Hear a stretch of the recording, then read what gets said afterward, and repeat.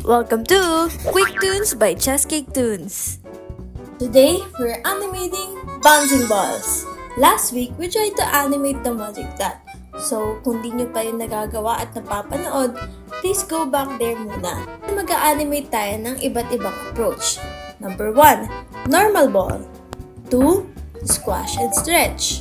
3, balls with weight. Okay, ready na ba kayo?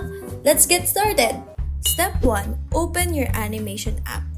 Any app will do, kahit ano, basta may timeline. Ako, I will be using Toon Boom Harmony and I will use 1920 by 1080 for the canvas and 24 frames per second.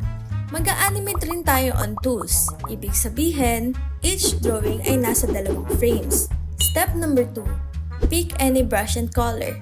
Pick any brush you like, kahit anong color din, basta kita. Step 3, draw your guide. We need to draw our guide para di tayo malito kung saan tatama yung bola. Step 4, draw your extremes. Ang tawag sa mga dinodrawing natin ay extremes. But wait, ano nga ba yung extremes? Ang extremes sa animation ay yung mga pinaka-importanteng poses sa isang galaw. Tinatawag din siyang key poses na nagpapakita ng simula at dulo ng isang action. Halimbawa, kung tatalo ng character natin, yung unang extreme ay yung nakaluhod or crouch bago tumalon. Pangalawa ay yung nasa ere siya. Pangatlo, yung landing pose. So in short, extremes ay yung mga pinaka-importanting poses sa galaw ng isang character. Step 5, draw your in-betweens. After magawin yung extremes, doon na papasok yung in-betweens or yung mga drawing sa gitna ng bawat pose para magmukhang smooth yung galaw. Step 6, draw more in-betweens. Para mas maging smooth at makatotohanan yung animation natin, we will add more in-betweens. Reminders!